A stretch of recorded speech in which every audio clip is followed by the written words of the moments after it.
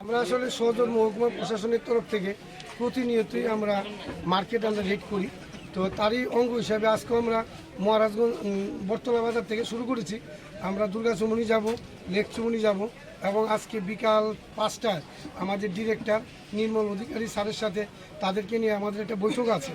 তো এই অভিযানের মূলত উদ্দেশ্য হচ্ছে, আজকে শুধু আমরা পেঁয়াজটি দেখছি, পেঁয়াজের মূল্যটা একটু বাড়তির দিকে আছে।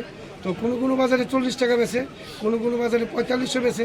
তো আমাদের তাদের জিজ্ঞাসা হলো একটাই, যে সেম জায়গা থেকে 3600 টাকা কুইন্টাল পেঁয়াজ কিনে একই বাজারে যদি 40 টাকা বিক্রি করে, তো তোমরা কেন 45 টাকা বিক্রি করো?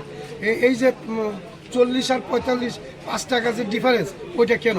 তো ওইটার জন্য যারা 45-এ বিক্রি করছে তাদেরকে আমরা নোটিশ জারি করব। মহকুমা প্রশাসন আইনের দিক দিয়ে বিবেচনা করে তাদের পেনালাইজ করবে। তাছাড়া আজকে আমরা বটতলা বাজারে একটা দোকানে আমরা ভিজিট করছি। এই দোকানের সামনে আছি, কি দত্ত, রতন দত্ত। উনিও পেঁয়াজ 45 টাকায় করে বিক্রি করছে। তা উনি রিজনেবল কারণও দর্শাইতে পারছে না। তাছাড়া ওনার যে বাটখারা যে মাপার যে যন্ত্রটা, ওইটা কোনো ভেরিফিকেশান নেই। তার জন্য আপনার দোকানের সেলটা আমরা ক্লোজ করে দিয়েছি। আমরা লিগ্যাল মেট্রোলজি দপ্তরের আধিকারিকের সাথে ফোনে কন্ট্যাক্ট করেছি।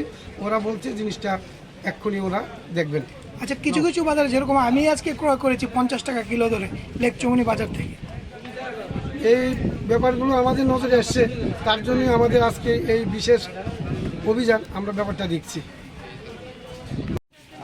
তুমি স্যারের বক্তব্য মনে হয় এরকম হবে, আমি না বুঝতে পারি। তুমি তো দুইটা কম বিক্রি করতে, উনি সেকেন্ড পার্টি, তুমি 45 বেচতে।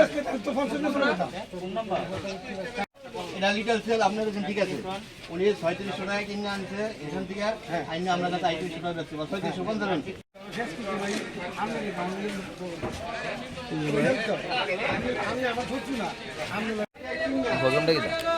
ওই কিতা নেশার উপরে সচেতনতা মূলক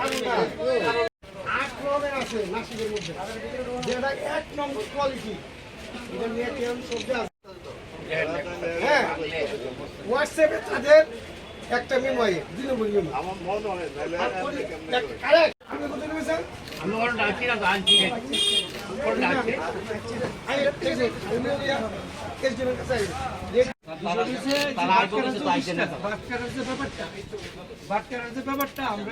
আমরা আসলে সদর মহকুমা প্রশাসনের তরফ